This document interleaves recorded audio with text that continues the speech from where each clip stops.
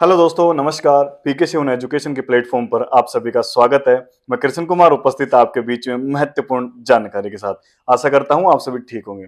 दोस्तों, आज जिस शख्स से मैं आपको मिलाने जा रहा हूं, उन शख्स के बारे में हम जितना बोले उतना ही कम है, क्योंकि आज हमारे बीच जो उपस्थित हुए हैं गोविंद सर। और गोविंद सर वो शख्स हैं जिन्होंने पिछले 10 से 15 साल तक एजुकेशन लाइन में अपना बेस्ट देकर 15 से 20 हजार बच्चों को एजुकेशन के उस लेवल पे पहुंचाया है जिनको रियल में ही आज के युवाओं को भी जानना चाहिए। गोविंद सर के बारे में मैं बताऊं कि इनका जो संघर्ष था, संघर्ष आज जितना मैं आपके सामने मैं बताने वाला हूं, देखो मेरे बोलने में और सर के बोलने में बहुत फर्क होगा। बाकी मैं बता दूं सर के बारे में, बाकी सर भी बताएंगे खुद के बारे में जो भी है ना। आज गोविंद सर ने अपना जीवन में कई उपलब्धियां हासिल की है। जैसे मैं बात करूं, इन्होंने कई संस्थानों में अपना बेस्ट दिया है एजुकेशन लाइन में। और इनकी क्वालिफिकेशन की मैं बात करूं कि भाई इन्होंने जो डिप्लोमा प्राप्त कर रखा है, जिस लाइन से ये हैं, गेट और सेट का मास्टर डिग्री इन्होंने ले रखी है। अब पूरी जानकारी ये थी गोविंद सर की, ये तो मैंने अपने तरीके से दिया है। अब गोविंद सर से मैं अनुरोध करूंगा कि वो आपके सामने अपने सुंदर मुख से कुछ बताएं अपने बारे में स्टार्टिंग में। और सेकंड में आपको बता दूं दोस्त, जो भी ये वीडियो देख रहा है ना, वीडियो शानदार मजे वाली होने वाली है। और ये वीडियो हर बच्चे को, हर पेरेंट्स को सुननी चाहिए, क्योंकि आज का जो बच्चा परिवार में जो बच्चा पढ़ाई कर रहा है, पढ़ाई के साथ साथ जो उनका जो संघर्ष है परिवार के साथ पढ़ाई, और आज के जो युवाओं को जो सीखना चाहिए, इस वीडियो से मैं गारंटी देता हूं 100% आप कुछ ना कुछ सीख के ही जाओगे। अगर वीडियो अच्छी लग रही है तो चैनल को सब्सक्राइब जरूर करें, जिससे आने वाली वीडियो की नोटिफिकेशन आप तक सबसे पहले पहुंच सके। गोविंद सर, हेलो सर, कैसे हैं आप? बस मैं बहुत अच्छा हूँ कृष्ण जी। सर, आज आपसे मिलके दिल गदगद हो गया है, मुझे बहुत ही मजा आया आपसे मिलके। अब मैं अपने ऑडियंस से के सामने जो आपके बारे में बताया था, अब एक बार आप शॉर्ट में बताएंगे। कृष्ण जी का बहुत बहुत आभार मुझे यहाँ पे बुलाने के लिए। आज का जो हमारा पॉडकास्ट का मुद्दा है वो रहेगा शिक्षा, परिवार और संघर्ष। ये कहानी हर घर की है, हर बच्चे की है।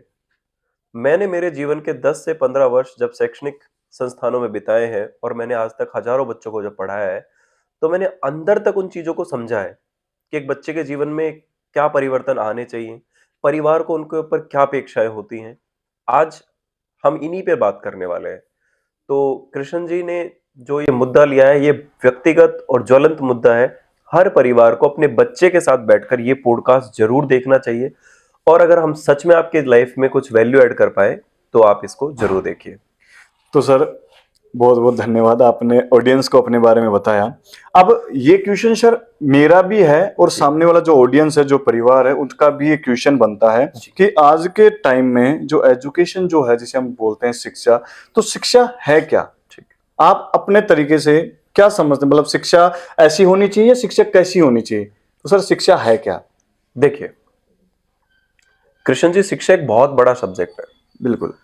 शिक्षा को अगर हम दो क्षेत्रों में बांट पाए, तो हम जब भारत में रहते हैं तो भारत को विश्व गुरु कहा जाता था। जी सर। हमारे यहाँ गुरुकुलों की परंपरा रही है। हमारे यहाँ बहुत बड़े बड़े महर्षि हुए हैं जिन्होंने वेदांत की शिक्षा दी है बच्चों को। जी। शिक्षा का मेरे हिसाब से जो मैं मतलब निकाल पाया हूं वो क्या होता है कि शिक्षा व्यक्ति के व्यवहार में, व्यक्ति के आचरण में परिवर्तन लाती है। तो वो जो शिक्षा है वो से हम एनिशिएंट शिक्षा कह रहे हैं आज। बिल्कुल। लेकिन आज की जो मॉडर्न शिक्षा है वो हमें एम्प्लॉयमेंट की तरफ ले जाती है। जी सर। तो मुझे लगता है कि सबसे बड़ा विभेद या सबसे बड़ी जो गलती हमने यहां कर दी है वो इसी चीज में कर दी है कि हमने शिक्षा को एम्प्लॉयमेंट से जोड़ दिया है। जबकि शिक्षा एक ऐसा वेपन है कि आप अपने आप को बदल सकते हो, अपने देश को बदल सकते हो, अपने राष्ट्र को बदल सकते हो।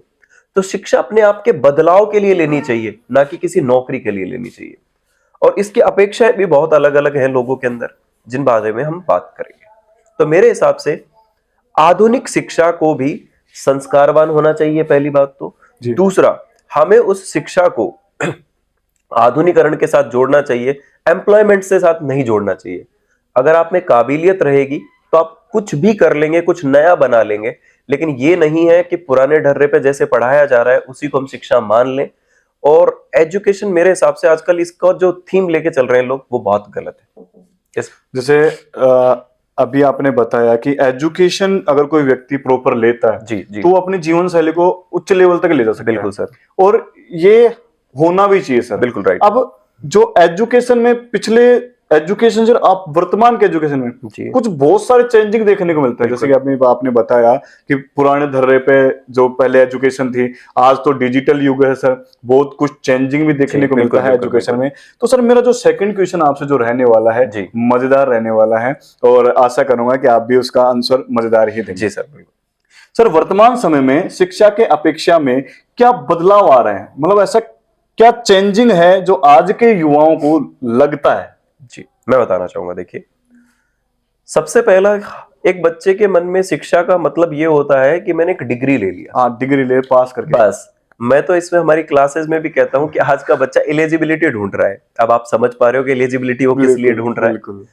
तो आपको एलिजिबिलिटी नहीं लेनी है, आपको उस शिक्षा को कारगर बनाना है, अपनी लाइफ में उतारना है उस शिक्षा को, उससे कुछ नया बड़ा खड़ा कर रहा है, कुछ सीखना है, तो वो शिक्षा काम की है।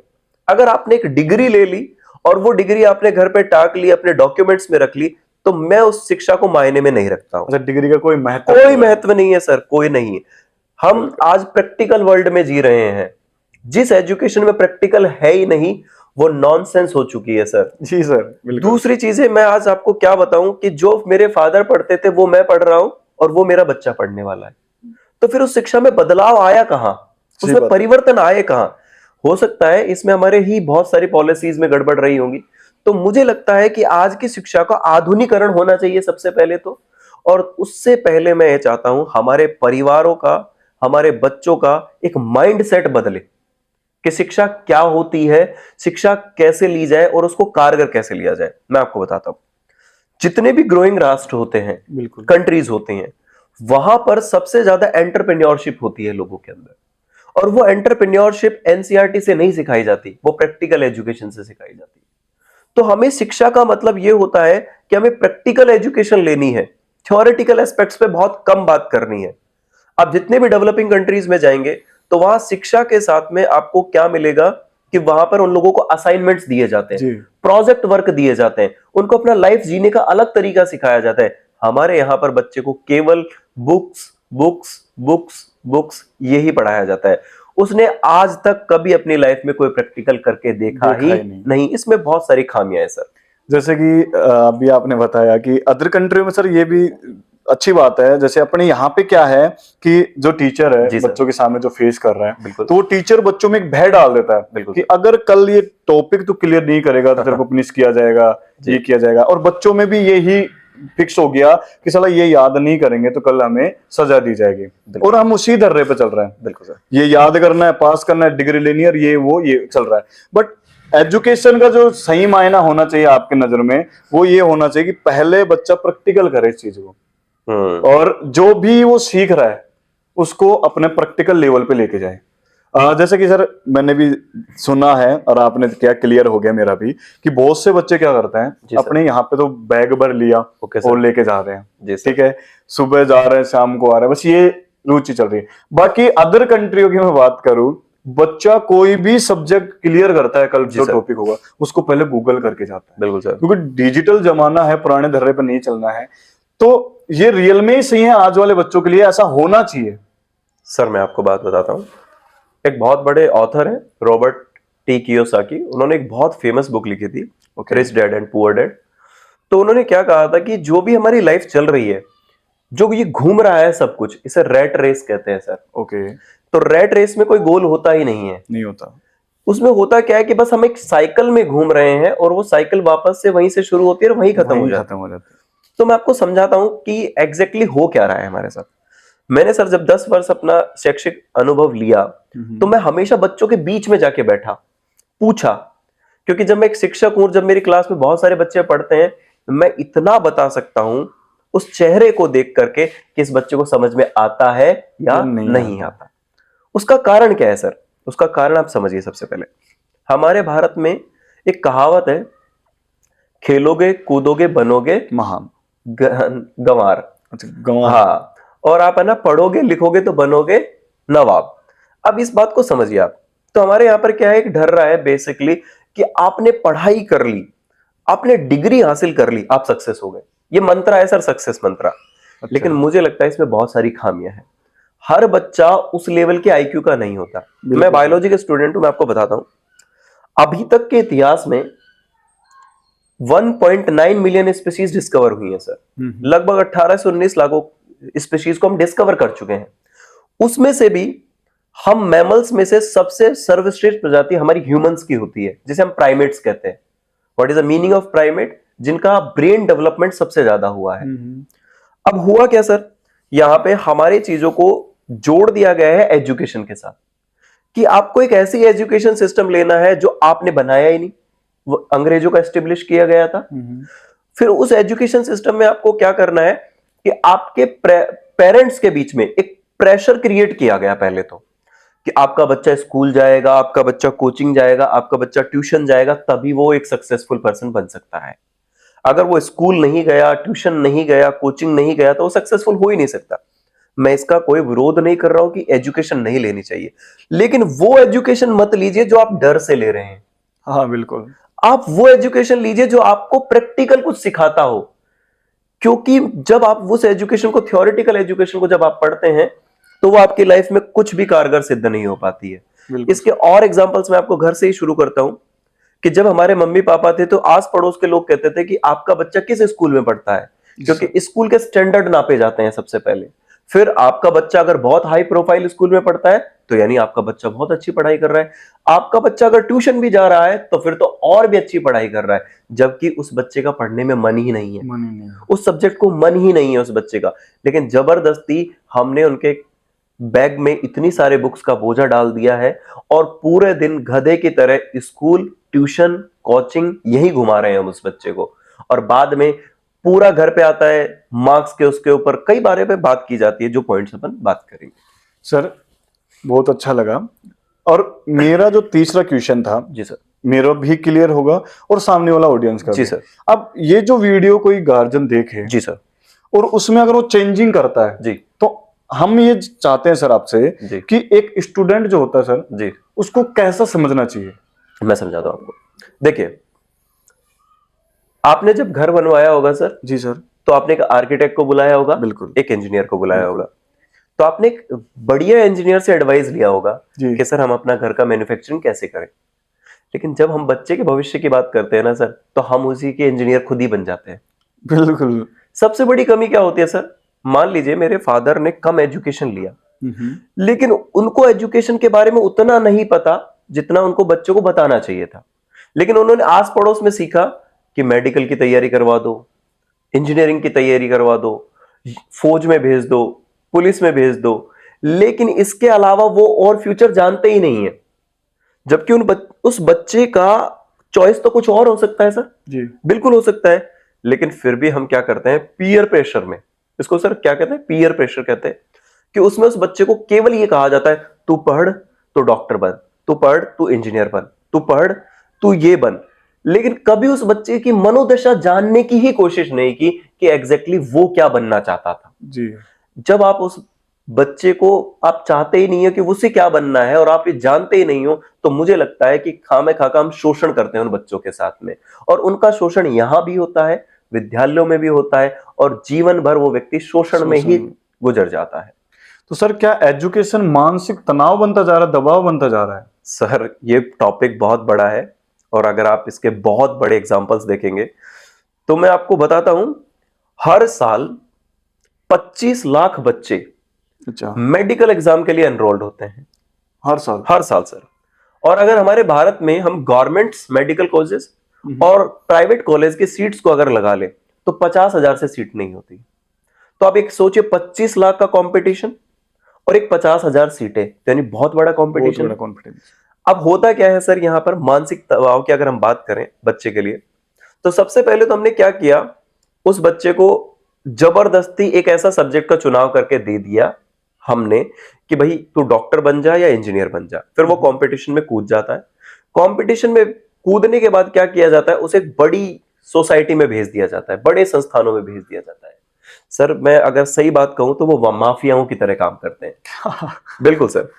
तो आप अगर वहां पर देखेंगे, कभी आप उसके बिल्डिंग्स को देखिए सर, उनका एक बिल्डिंग नहीं होता, 10-10 बिल्डिंग्स होते हैं। फिर मैंने उसको अंदर भी जानने की कोशिश की कि वो कैसे काम करते हैं। एक ही क्लास के 25-25 बैचेस होते हैं सर। उन 25 बैचेस में से फिर मैंने पूछा, सर ये 25 बैचेस क्यों होते हैं? सर बच्चों की क्वालिटी के बेस पे होते हैं। क्या बात। फिर वो 25 बैचेस में भी क्या होता है सर? अच्छा सर, एक मिनट मैं आपकी जी बात सर। काटना चाहूंगा। मतलब एजुकेशन को उस लेवल पे देखा गया है कि इसमें भी कैटेगरी बनाई जी जाए, सर। जो मतलब इसलिए ये नंबर आ रहा है तो उसकी ये कैटेगरी, बिल्कुल सर। ये नंबर आ रहा है तो उनकी ये बिल्कुल कैटेगरी। बिल्कुल सर। ऐसा हो रहा है सर? सर ये डेफिनेटली हो रहा है, और क्या आपसे बात। मैं कहूंगा कि कभी आप हमारे यहाँ पर शिक्षा की नगरी जिसे हम कहते हैं, कोटा सीकर आप भ्रमण करिए, और वहां पर मेले के मेले निकलते हैं और मेले के मेले चले जाते हैं। क्या बात। उसमें सर सबसे बड़ी पीड़ा कहाँ होती है? आज हम बहुत मिडिल क्लास फैमिलीज रह गए हैं, ज्यादा जी। से ज्यादा लोग। दूसरा चीज क्या है सर, हमारे बहुत कम शॉर्ट फैमिलीज होती है, एक बच्चा या दो बच्चा। बिल्कुल। अब हमने क्या किया, समाज के दबाव से, परिवार के दबाव से, रिश्तेदारों के दबाव से अपने बच्चे को जबरदस्ती वहां भेज दिया। बिल्कुल। उसके लिए क्या किया सर हम लोगों ने, या तो लोन लिया या किसी से कर्ज लिया, कर्ज लिया, और उसको उस एजुकेशन में भेज दिया। भेज दी।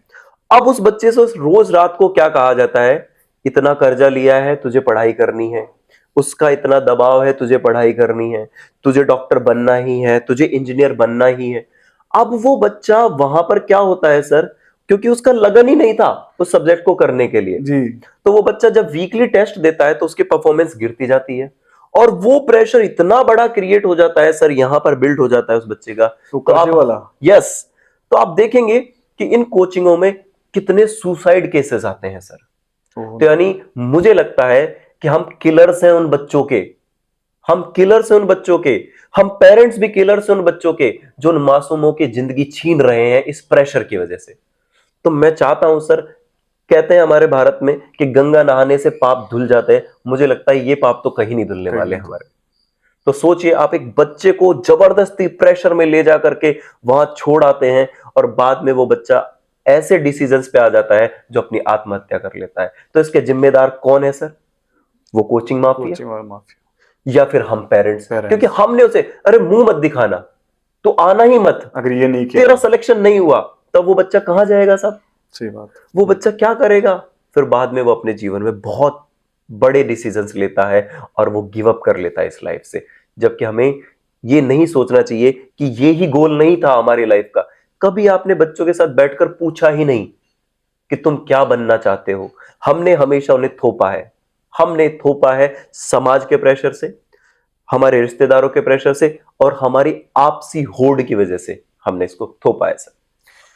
सर आपने तो भावुक कर दिया, पर बहुत अच्छा लगा। वैसे आजकल ये जो चेंजिंग होना चाहिए, रियल में चेंजिंग होना चाहिए परिवार में, एक पेरेंट्स को और एक टीचर को, जो एजुकेशन बच्चे को रियल में जो मन पसंदीदा है वो ही देना चाहिए। जैसे सपोज करो किसी को टीचर लाइन में जाना जी है, सर, अब उसको आर्मी के लिए तैयारी कराओ तो वो दबाव में आएगा सर। ठीक है सर। बिल्कुल मेरा जो अगला क्वेश्चन है सर आपसे, जी सर। एक पेरेंट्स को बच्चे के प्रति कैसा रहना चाहिए?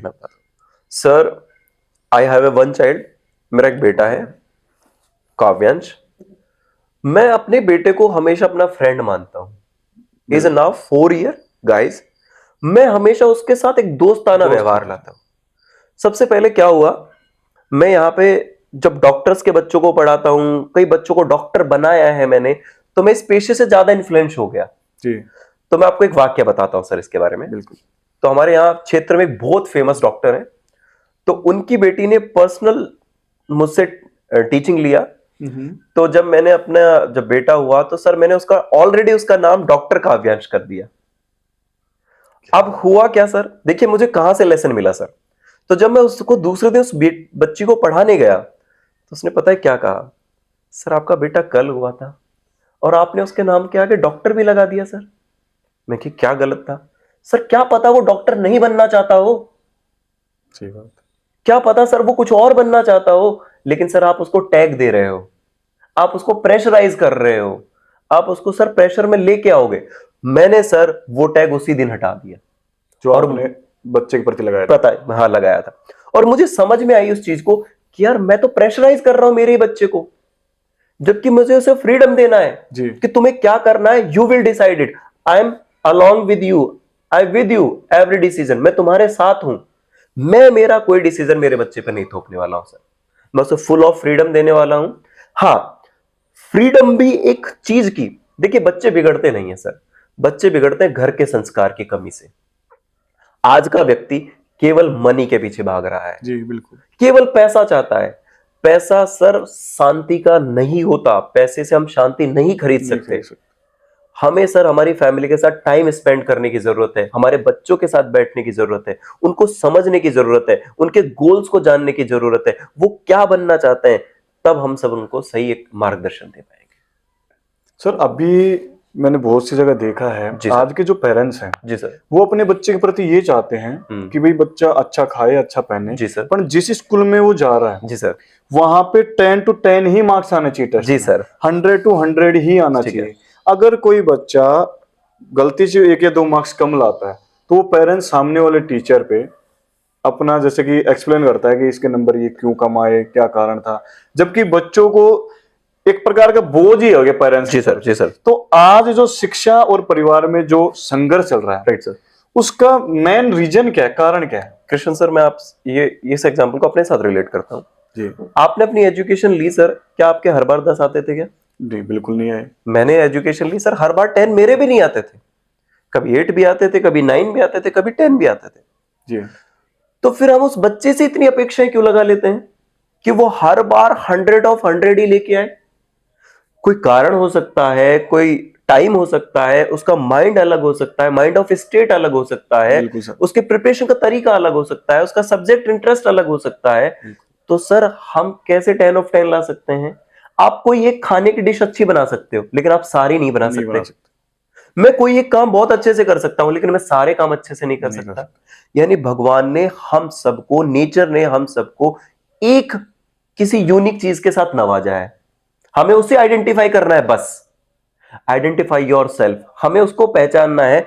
सर ये बहुत बड़ा तंत्र हो गया है इसमें। मैं ना बच्चों का तो अब कोई दोष ही नहीं मानता हूं, इसमें सारा दोष आज पेरेंट्स का है सर। बिल्कुल। इसमें सारा दोष आज सर स्कूल का दबाव फिर उस बच्चे पे होता है, फिर उस बच्चे पे घर पे आके फिर उस पेरेंट्स का दबाव होता है। तो मुझे लगता है कि सर ये जो आपकी कंपैरिजन की भावना है, आप उस बच्चे से कभी सोचिए ना, उसने इस मार्क्स 10 लिए, यहां पर उसके 8 आ गए, तो कोई बात नहीं, वहां उसका इंटरेस्ट कम हो सकता है ना, तो इसलिए उसके मार्क्स वहां पर कम भी आ सकते हैं। तो हमें एडजस्टमेंट रखना चाहिए लाइफ में सर थोड़ा सा। तो सर अगला क्वेश्चन से पहले मैं बता दूं कि आज के जो पेरेंट्स और जो टीचर हैं, जी सर। बच्चों को वो ये कह सकते हैं कि जो किताबों में जो सीमित है, जी सर। जैसे हम कोई भी चैप्टर उठा के देखें जी सर। कि भाई कोई भी चैप्टर पृथ्वी गोल घूम रही है, जी सर। तो बच्चे को ये ही सिखाया गया है कि पृथ्वी गोल घूम रही जी है, सर। बट उसको ये नहीं बताया गया कि समाज में क्या चल रहा है, जी इसके सर। अलावा क्या चल रहा है। और इसमें अभी तुमने भी बताया सर कि इसमें मेन रोल पेरेंट्स निभा रहा है और जी एक सर। टीचर निभा रहा जी है, सर। और इसके जो बीच में जो पिछड़ा है, जी वो बच्चा गेहूं है, की तरह वो वो पिछड़ा केवल है। बच्चा है। तो मेरा जो अगला क्वेश्चन है बच्चों के प्रति, सामने वाले ऑडियंस का भी क्वेश्चन है, एक परिवार जो चेंजिंग करना चाहिए जी सर। जो आज के जो टाइम में जो कम्युनिकेशन गैप है, राइट सर। उसमें आप अपने शब्दों में क्या व्यक्त करना चाहेंगे? मैं सर आपको बताता हूँ, मैं मेरी लाइफ बताता हूँ सर। मैं मेरे पापा से बहुत डरता था सर। हर बच्चा अपने पिताजी से बहुत बिल्कुल डरता डरता है है सर। ये हमारी इंडियन फैमिलीज में है सर। और हमारी इंडियन फैमिलीज में थोड़ा बहुत हमारा लगाव हमारी माँ के साथ होता है, जी बिल्कुल। और जब भी हमें कोई डिमांड या डिजायर होती है, हम अपनी मम्मी को पास। बोलते हैं। हमारी मम्मी वो डिमांड हमारे फादर के पास पहुंचाती है, तो वो कई बार पूरी होती है और कई बार पूरी नहीं होती। तो यानी बच्चे के अंदर बचपन से बड़े तक पिता का तो डर बना दिया गया। अब होता क्या है कि सर मदर फैमिली चलाती हैं, तो उनको इतना पता ही नहीं होता फ्यूचर्स के बारे में। तो अब जैसे मान लीजिए, मैं आपको सब्जेक्ट में एग्जांपल बताता हूं सर, कि हमने क्या किया, एक 10th का बच्चा था सर, वो बच्चा से मैंने एक दिन पर्टिकुलरली बात की कि उसके फैमिली मेंबर्स ने उसको जबरदस्ती साइंस दिलवा दिया। तो मैंने उससे पूछा उस बच्चे से कि बेटा तू क्या करना चाहता है? उसने कहा कि सर मुझे कंप्यूटर सॉफ्टवेयर बहुत अच्छा लगता है सर, मुझे कंप्यूटर सॉफ्टवेयर बनाना बहुत अच्छा लगता है, मुझे कोडिंग बहुत अच्छी लगती है सर, और मुझे ये सब करना बहुत अच्छा लगता है। तो मैंने कि फिर तुम उस फील्ड में क्यों नहीं गए? सर मेरे पापा से मैं डरता हूँ, मैं अपने पापा से ये कह नहीं पाऊंगा। फिर मेरे पापा को या मैंने कभी ये कहने की कोशिश की, तो उन लोगों ने कहा ये तो काम ही नहीं होता, इसको काम की नजर से हमारे यहाँ देखा ही नहीं जाता। जबकि आप देखो सर, आज टेक वर्ल्ड में जी रहे हैं हम सर, बिल्कुल मॉडर्न वर्ल्ड में जी रहे हैं सर। कोडिंग पे दुनिया टिकी हुई है सर, सारी चीजें। तो उस बच्चे को जबकि हम जबरदस्ती उस फेज से मोड़कर इस धारा में ले आए, अब वो बच्चा क्या करता है सर, पर डे क्लास में रोता है अंदर ही अंदर, मरता है अंदर ही अंदर। क्यों? उसका ना केमिस्ट्री में लगाव है, ना फिजिक्स में लगाव है, ना उसका मैथ्स में लगाव है, ना उसका बायो में लगाव है। हर टीचर उसे मारता है, हर टीचर उसे ह्यूमिलिएट करता है। क्यों? उस बच्चे को तोड़ा जा रहा है प्रतिदिन कि तुम्हारे नंबर कम आ रहे हैं। तो सर मुझे लगता है कि सबसे पहले उस पेरेंट्स की जिम्मेदारी थी, उस बच्चे को पूछना चाहिए था आफ्टर 10th कि बेटा what do you want to do, कि तुम क्या करना चाहते हो आगे। तो मुझे लगता है कि हमारे बीच सर सबसे बड़ा जो गैप है वो कम्युनिकेशन गैप है।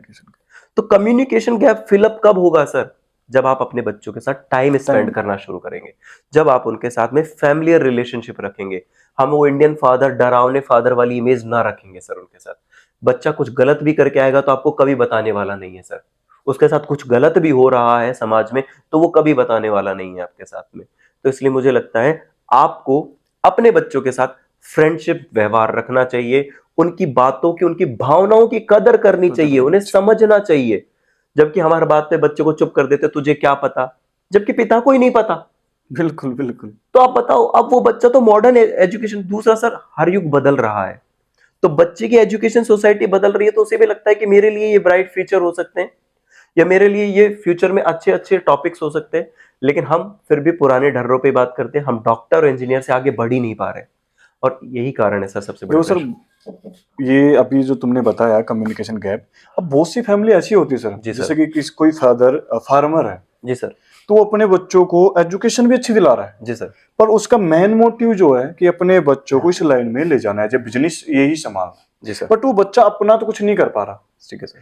दूसरी बात, जैसे बहुत से पेरेंट्स ऐसे होते हैं कि कोई सिविल सर्विस में है तो वो जी अपने सर। बच्चों को उसी मोड पे ले जा रहा है। जी सर। जी सर। अब बच्चा जो अपना नहीं दे पा रहा है, बेस्ट नहीं दे पा रहा, अपना खुद का नहीं कर पा रहा है, जिसको हम ये बोल सकते हैं कैरियर प्रेशर, खुद का नहीं कर पा रहा है, मतलब फैमिली का तो हो रहा है। जी सर। कि जैसे कि कोई पेरेंट्स फार्मर है तो बच्चा फार्मर बन रहा है। जी सर। कोई सिविल सर्विस में, पुलिस में तो पुलिस बन रहा है। राइट। बट बच्चा खुद के लिए जो करना चाहता है, जैसे मैं ये बोल सकता हूँ अपना, आप भी इसका आंसर देंगे और सामने वाला भी सुन रहा है। जी सर। देखो सर, ये वीडियो मजेदार है, बिल्कुल सर। और सामने वाले को भी मजा आ रहा है।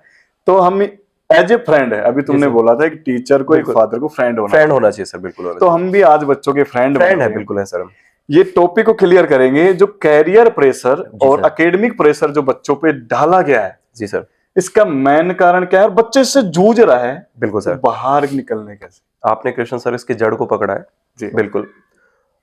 मैं यहाँ पे जितनी भी बातें बता रहा हूं, मैं अपने अनुभव से बता रहा हूं। मैंने कुछ बनावटीपन की बातें नहीं कर रहा हूं इसमें। मैं सारी चीजें आपके सामने पूरे अनुभव से बता रहा हूं जो मैंने अपनी लाइफ में महसूस किया है। जी सर। मैं सबसे पहली चीज बताता हूं सर, हमारे यहाँ क्या होता है। हमारे इंडियन एजुकेशन सिस्टम को सर एक ट्रैप की तरह बनाया गया है। ओ, ये ट्रैप क्या होता है सर, कि सबसे पहले बच्चों के सामने 4 ऑप्शंस रख दो बस आप, और वो ऑप्शन सबसे पहले पेरेंट्स को दिखाओ आप जी कि अगर आपके बच्चे ने ये अचीव कर लिया तो वो सक्सेसफुल है, और ये अचीव नहीं किया तो सक्सेसफुल है ही नहीं। अब आपने एक बात की थी फार्मर की सर, मैं सबसे पहले बताता हूं। भारत एक कृषि प्रधान देश है सर। बिल्कुल। ज्यादातर लोग कृषि पे आज भी डिपेंड है सर, और गांव के बच्चे शहर में पढ़ने के लिए जाते हैं। तो जो पिता खेत में काम करता है सर, उसे फ्यूचर के बारे में कुछ ज्यादा नहीं पता। बिल्कुल सर। उस व्यक्ति को कोई भी मैनिपुलेट कर सकता है। तो कोचिंग माफिया क्या करते हैं सर, दूसरे बड़े एजुकेशन सिस्टम्स क्या करते हैं सर, उस फार्मर को क्या कहते हैं, आपके बच्चे को आप डॉक्टर बना दीजिए, आपके बच्चे को आप इंजीनियर बना दीजिए। जबकि वो बच्चा वहीं पर भी एग्रीकल्चर साइंटिस्ट बन सकता था। हाँ बिल्कुल। वो बच्चा वहां पर भी सॉइल फर्टिलाइजर बन सकता था सर। जी। वो बच्चा वहां पर भी पैथोलॉजिस्ट बन सकता था सर। लेकिन हमारे समाज में ये वाली बातें होती ही नहीं है। तो वो पिता क्या करता है सर, कैरियर प्रेशर के नाम से, कि सर फलाने रिश्तेदार का बच्चा डॉक्टर बन गया, अब हमारी नाक कट गई साहब, क्या बात, अब तो हमारा जीना ही दुर्भर हो मतलब गया। फला जैसा कर रहा है। यस, क्या बात। सबसे बड़ी बात सर यहीं से शुरू होती है। हमारी गली में गुप्ता जी के बच्चा ये कर लिया, अब शर्मा जी का बच्चा क्यों नहीं करता है साहब? तो सर शर्मा जी अब पूरे घर पे पूरा प्रेशर डाल देंगे। मैं स्पेशली शर्मा जी को टारगेट नहीं कर रहा हूं, आई विल गिव एग्जांपल कि ये हर फैमिली की कहानी है सर। जैसे ही मेरे पड़ोस में अगर कोई बच्चा इंस्पेक्टर बन गया, डॉक्टर बन गया, तो सबसे बड़ा प्रेशर हमारे बच्चे पे आने वाला है। देख ले, पड़ोस का बच्चा क्या कर गया, हाँ, सही तूने क्या किया। अब वो बच्चा सर रोज मरता है, रोज ताने सुनता है, रोज उस फैमिली में सर घुट घुट के जी रहा है। तो मुझे लगता है सर, अरे वो बच्चा डॉक्टर बन गया तो आपका बच्चा साइंटिस्ट बन सकता है, बिल्कुल सही बात है। आपका बच्चा एग्रीकल्चर साइंटिस्ट बन सकता है, आपका बच्चा स्पेस ट्रेवलर बन सकता है, आपका बच्चा कुछ और नया कर सकता है। आप उसमें वो चीजें क्यों नहीं देखते। तो मुझे लगता है कंपैरिजन की भावना पेरेंट्स को खत्म करनी चाहिए, अपने बच्चे की यूनिकनेस को देखना चाहिए और उसके बारे में ही आगे उसके कैरियर के लिए उसे बढ़ने देना चाहिए।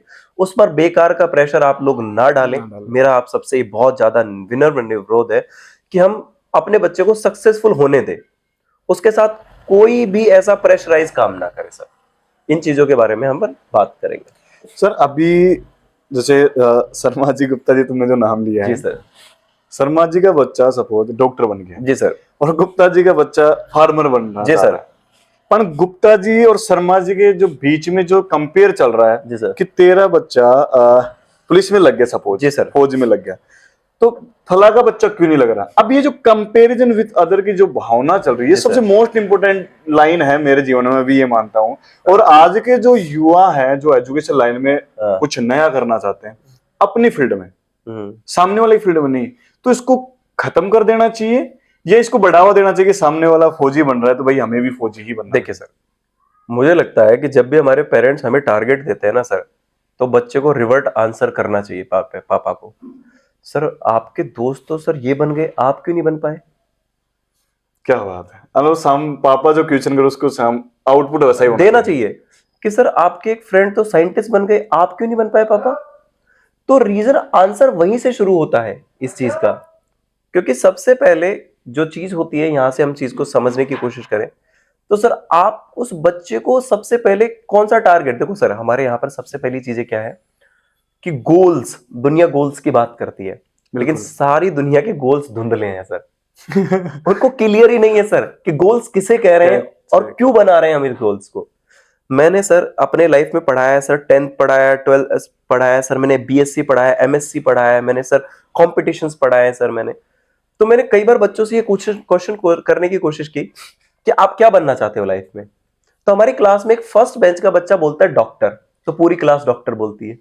अच्छा देखो देख एक बच्चा बोल दिया सर इंजीनियर, तो फिर पूरी क्लास इंजीनियर बोलती है। मुझे ये समझ में ही नहीं आता कि इस दो के ऑप्शंस के अलावा बच्चों को तीसरा ऑप्शन सच में नहीं पता। देखिए इसमें कुछ कमियां हमारे टीचर्स की भी है सर। हम क्या करते हैं सर, केवल थ्योरेटिकल अप्रोच अपनाकर बैठे हैं सर। हमने कभी भी बच्चों को एक सोशल इंफॉर्मेशन दी ही नहीं कि आपके लाइफ में ये कैरियर गाइडेंस हो सकते हैं, आप अपनी लाइफ में ये अचीव कर सकते हैं। मैं आपको एक एग्जांपल देता हूं सर। मैं बायोलॉजी का टीचर हूं, हमारे यहाँ एक चैप्टर होता है सर जिसका नाम है ह्यूमन वेलफेयर। तो ह्यूमन वेलफेयर में क्या होता है सर, हमारे कुछ टॉपिक्स आते हैं जैसे सेरिकल्चर, रेशम कीट पालन। भारत सर सबसे ज्यादा निर्यात करता है रेशम का, एक्सपोर्टर करता है, बिलियंस ऑफ डॉलर्स का मार्केट है सर। क्या बात। तो अगर कोई व्यक्ति डॉक्टर बन गया और किसी व्यक्ति ने अगर क्रॉप करना शुरू कर दिया, अगर यहां पर अपना सेरिकल्चर का, तो वो डॉक्टर उसे कभी नहीं पकड़ सकता।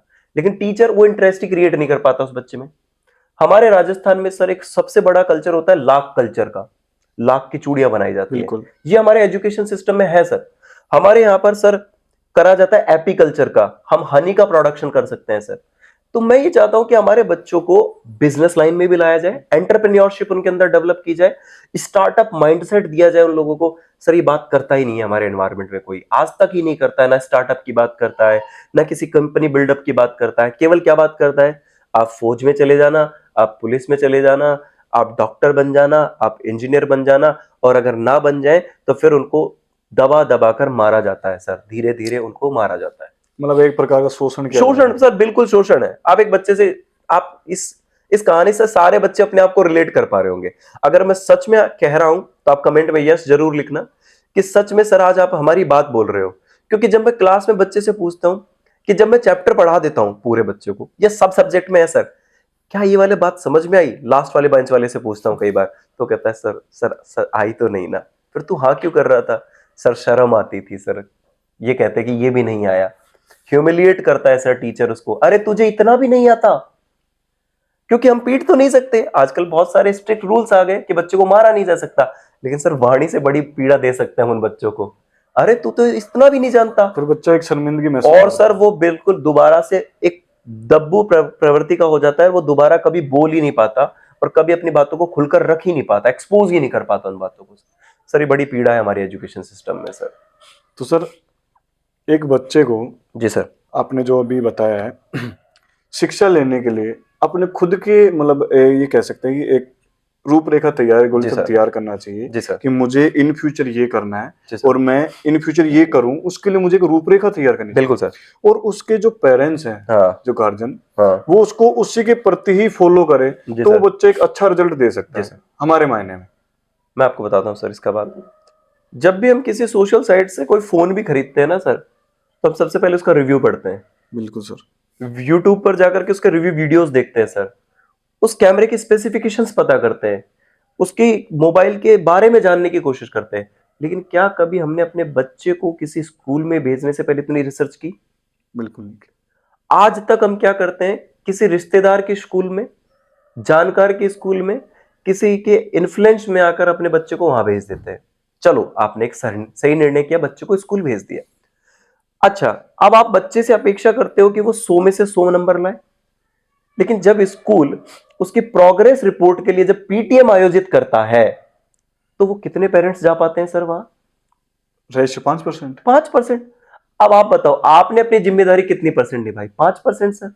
फिर आपकी भी तो जिम्मेदारी उतनी ही बनती थी ना, आप अपने बच्चे का प्रोग्रेस रिपोर्ट लेते कि मेरा बच्चा किस सब्जेक्ट में अच्छा कर रहा है, किस में क्यों नहीं कर रहा, क्या इसका इंटरेस्ट है या नहीं है, या हमें किसी और विषय का चुनाव करना चाहिए।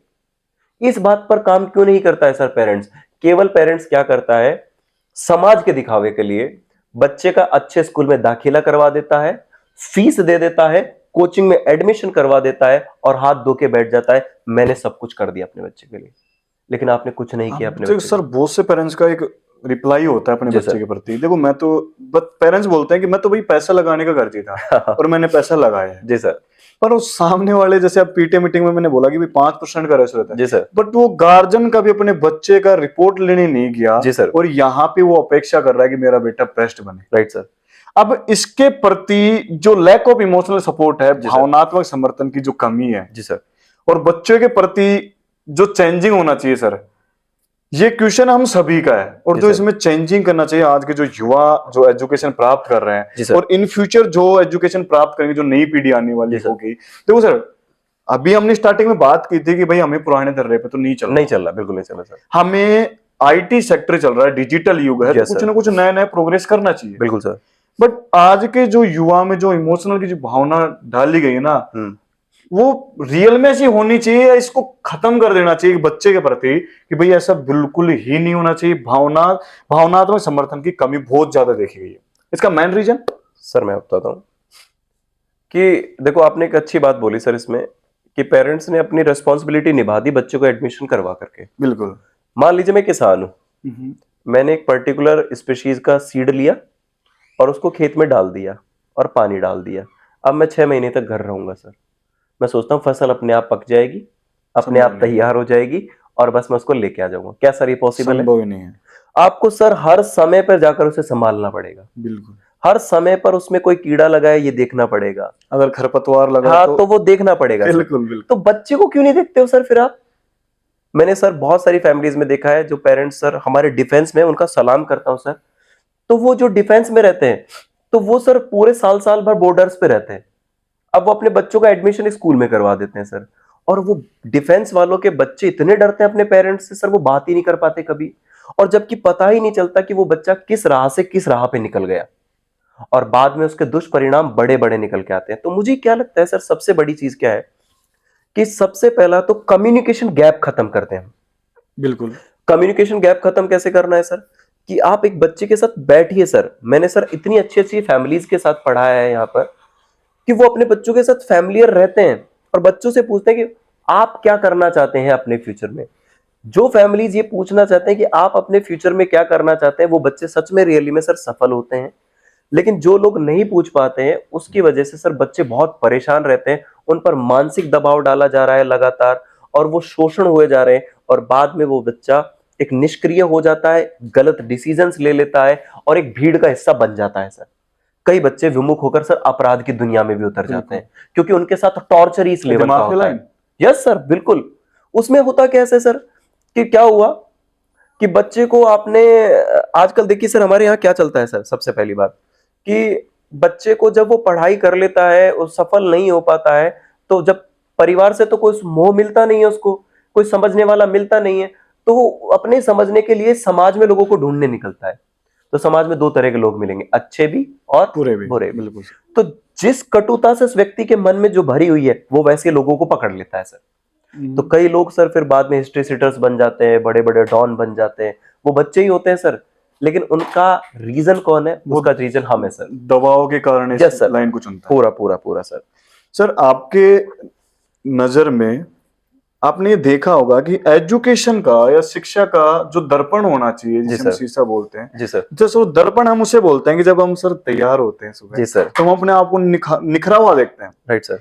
अब जैसा अगर बच्चा अपने आप के दर्पण को देखे, जी सर, तो मुझे लगता है वो रियल में ही निखरा हुआ मिलेगा। Right sir. अगर कोई व्यक्ति, कोई पेरेंट्स या टीचर या रिश्तेदार, यस सर, उसको दर्पण दिखा रहा है, जी सर, वो सेल्फ ना करके किसी दूसरे के तरीके से देख रहा है, जी सर, ठीक है, तो मुझे नहीं लगता सर वो निखरेगा। Right sir.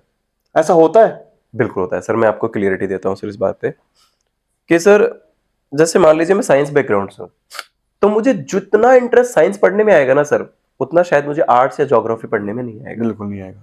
तो यानी विषय का चुनाव मेरा मनपसंद था और मैं उस विषय में बहुत अच्छा कर सकता हूँ।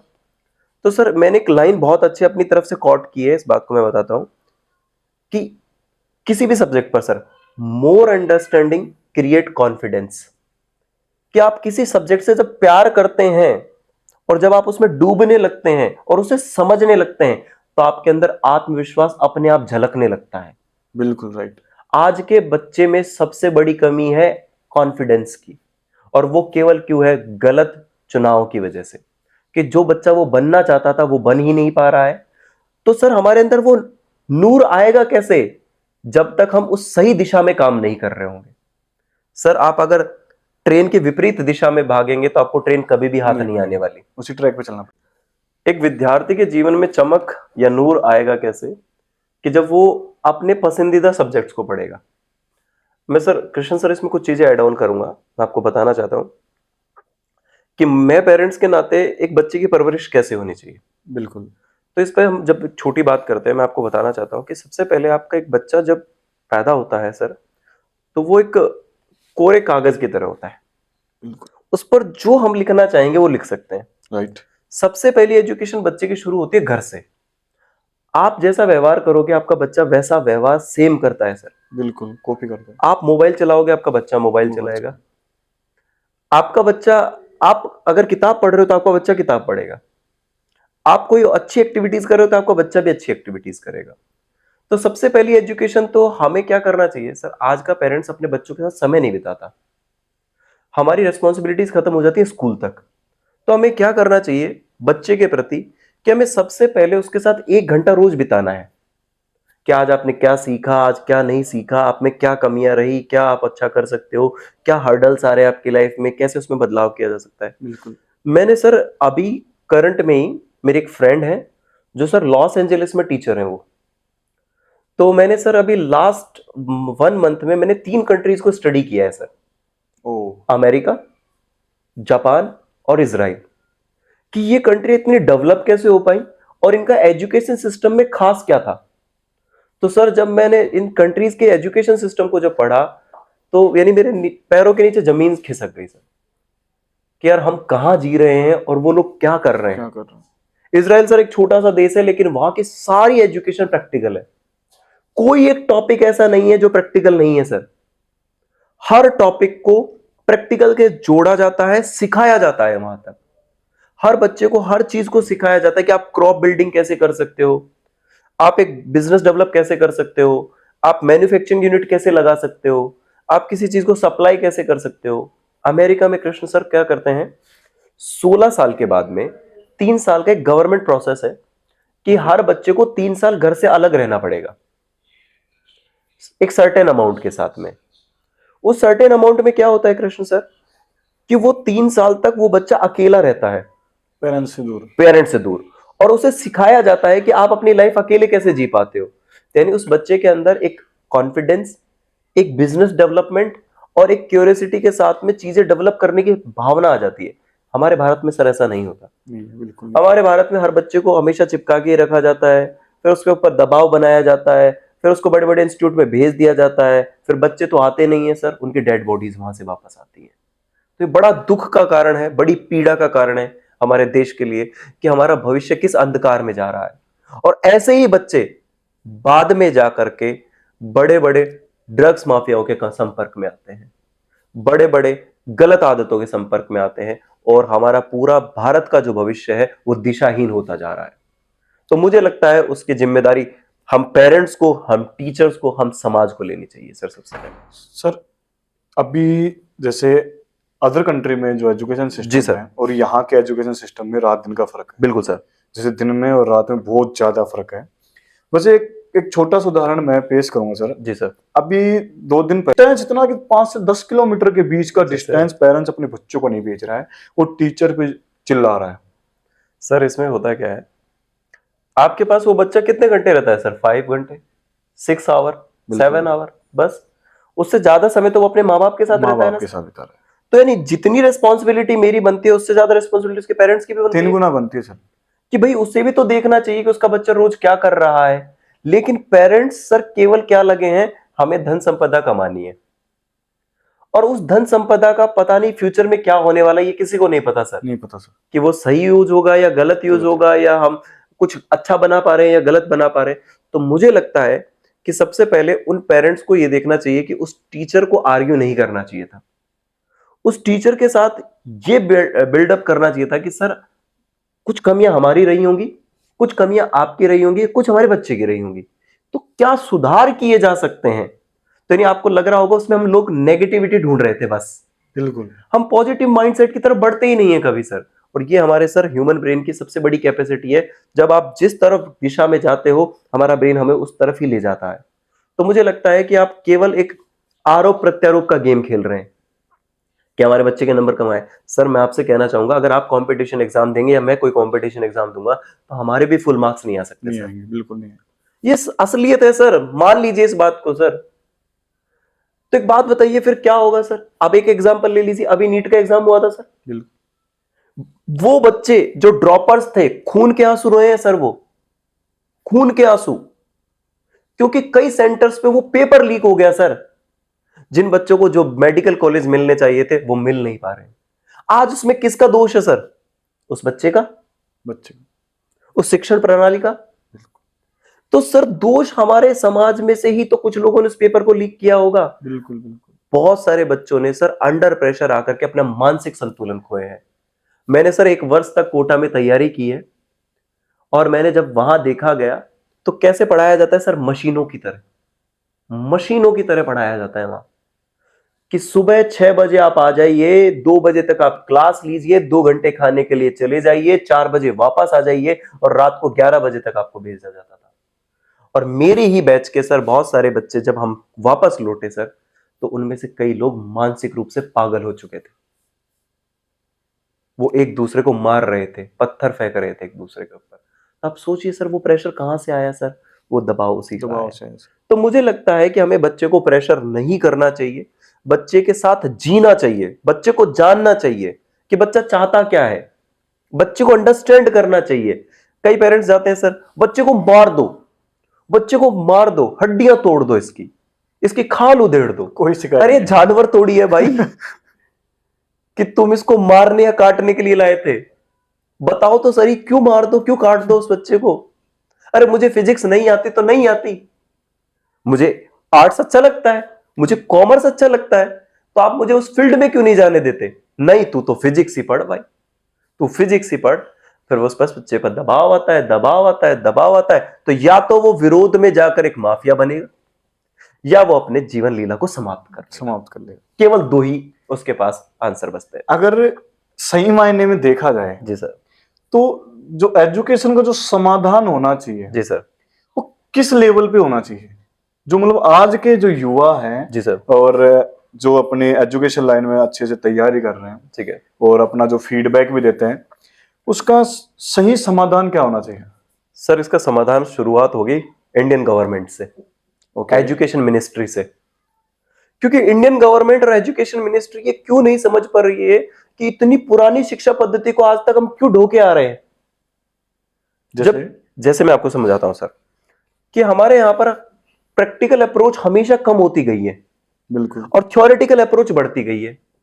जबकि वेस्टर्न कंट्रीज में सर थ्योरेटिकल अप्रोच घटती गई है और प्रैक्टिकल अप्रोच बढ़ती गई है। विपरीत है सर।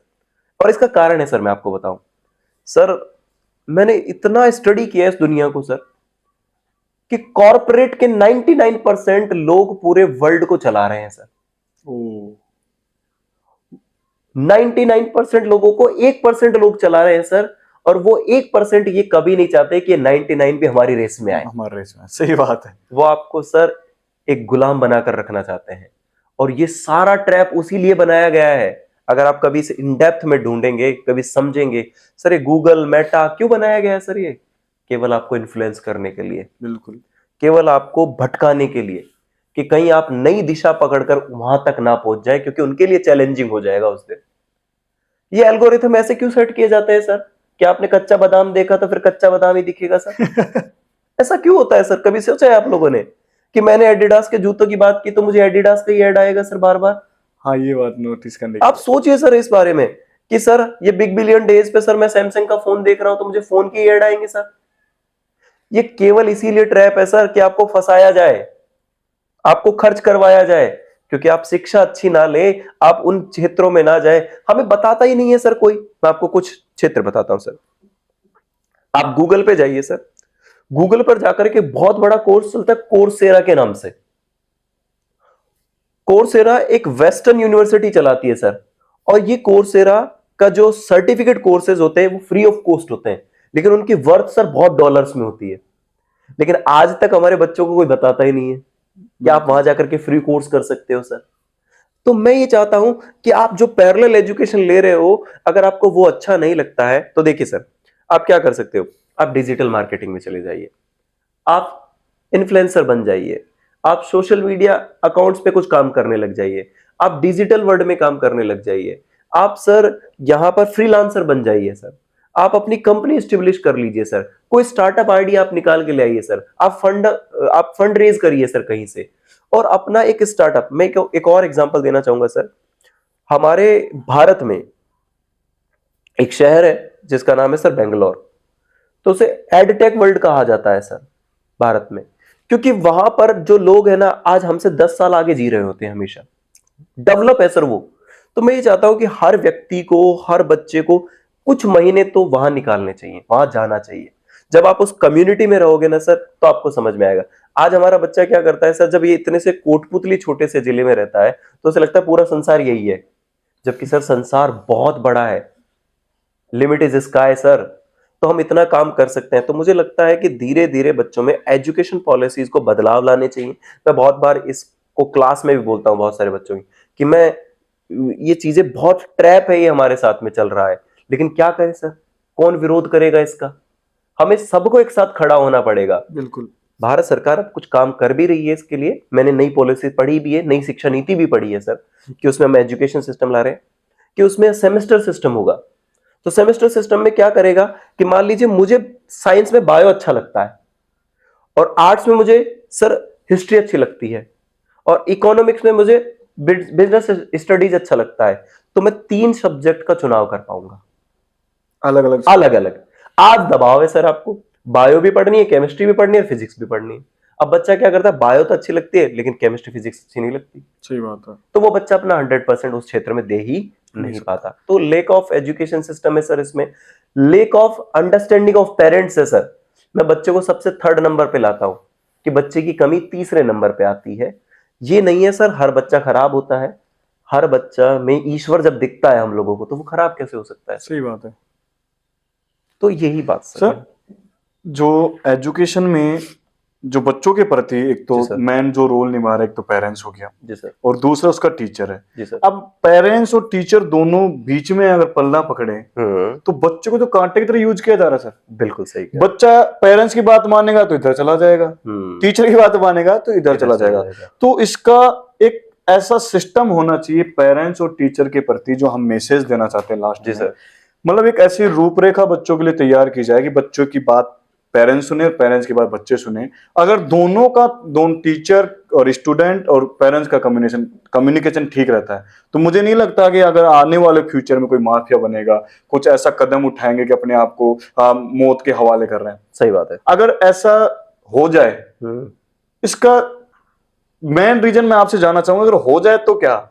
मैं सर इस बात को थोड़ा सा आपको डीपली समझाने की कोशिश करता हूं कि सर सबसे पहले प्रॉब्लम क्या थी कि जब बच्चा इन्फ्लुएंस होता है सर, बच्चा तो सर छोटा होता है, मानसिकता उसकी उतनी रहती है, बिल्कुल। तो वो इन्फ्लुएंस या तो टीचर से होता है या पेरेंट से होता है। अब टीचर के पास भी limited of source of knowledge है। सही बात है। उन्होंने भी अपने दिमाग को ग्रोइंग माइंडसेट में नहीं लेके आए, वो तो केवल थ्योरेटिकल हाँ। थ्योरेटिकल पढ़ाएंगे बिल्कुल बिल्कुल। कि सर ये सिलेबस दिया गया है आपको, इसके सर ना तो आगे बात करनी है ना ना इससे पीछे। पीछे बात करनी है, केवल इस पे ही बात करनी है। बाउंडेशन हो गया। बाउंडेशन है सर। हर जगह आप सही कोचिंग्स में जाइए सर, हमें तो टाइम शेड्यूल तक मिलता है कि ये यूनिट इतने घंटे में खत्म करनी है आपको। तो एक बात बताइए आपको, फिर उस बच्चे के साथ हमारा कन्वर्सेशन कब हुआ? उस बच्चे के साथ हमने कुछ उसको नया कब बताया? जब मैं कई बार कुछ बच्चों को कई बार कुछ क्लास में नया बताने की कोशिश करता हूं, तो उसमें से 40% बच्चे रेज हैंड करके बोलते हैं, सर ये कभी कभी तो बताया करो सर, हमें अच्छा लगता है सर कि कितने सोर्स ऑफ इनकम हमारे हो सकते हैं सर, हम कैसे कैसे बिजनेस की तरफ ग्रो कर सकते हैं सर। बिल्कुल। लेकिन पेरेंट क्या चाहता है, नहीं अभी तो केवल बस डॉक्टर ही कर, क्योंकि ये जो काम है डिजिटल वर्ल्ड वाले या फिर आपके जो कोडिंग वाले, इनको तो काम समझा ही नहीं जाता है। और जब इनको काम समझा नहीं जाता है तो वो बच्चा पिसा रहता है, और बाद में वो बच्चा हमेशा एक मीडिएटर बना रहता है। और बाद में भारत में सर एजुकेशन हो क्या रहा है सर, अनएम्प्लॉयमेंट का डाटा क्यों बढ़ रहा है? क्योंकि उनको जबरदस्ती की एजुकेशन दी गई है, उनको जबरदस्ती की डिग्री दी गई है। आजकल सर क्या हाल हो गई, आप देख लीजिए, ऑनलाइन डिग्री प्रोग्राम शुरू हो गए भारत में। बिल्कुल। आप चाहे जाइए ही मत, आपके घर पे डिग्री आ जाएगी। घर पे आ जाएगी। तो उस डिग्री का यूज क्या है सर? मैं तो क्या कहता हूं हमारे इस क्षेत्र में, जब कहता हूं कि बच्चों एक एलिजिबिलिटी तो ले लो कि कोई लड़की देगा तो इसी के बेस पर देगा आप बिल्कुल। लोगों को, अगर शादी अगर ये भी नहीं रही तो प्रॉब्लम हो जाएगी।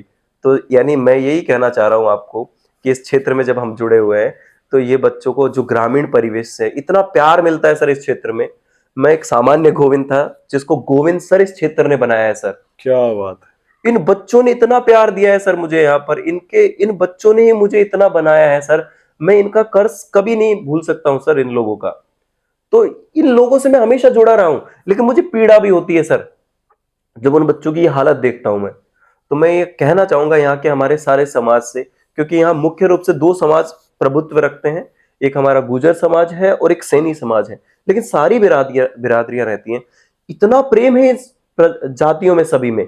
लेकिन मैं ये कहता हूं, आप कभी वो प्रेम अपने बच्चों को भी दिखाइए, उनके साथ बैठिए, उनको समझने की कोशिश करिए। अगर आप उनको जान जाओगे तो आपका बच्चा लायक नहीं, बहुत बड़ा समझदार, बहुत बड़ा डेवलप कर लेगा अपनी लाइफ में। नहीं समझेंगे तो खलनायक तो बनना है। बिल्कुल बनना है सर, डेफिनेटली बनना है सर उसको। तो बहुत बहुत धन्यवाद। धन्यवाद देने से पहले मैं बता दूं सर, जी सर। आज की ये जो सेशन चला है, राइट सर, 50 से 60 मिनट का रहा है, और मतलब टाइम का पता ही नहीं लगा। और मैं ये सभी जो ऑडियंस है उनसे भी बात करना चाहूंगा, और जो पेरेंट्स ये वीडियो देखें, जी सर, ऐसा नहीं कि भाई वीडियो आपने देख ली उसमें कोई चेंजिंग आपने नहीं की, जी सर, तो अगर आप ये सब कुछ करने के बाद भी अगर उसी ही धर्रे पर चल रहे हो, तो खलनायक बनने से कोई नहीं बचा सकता।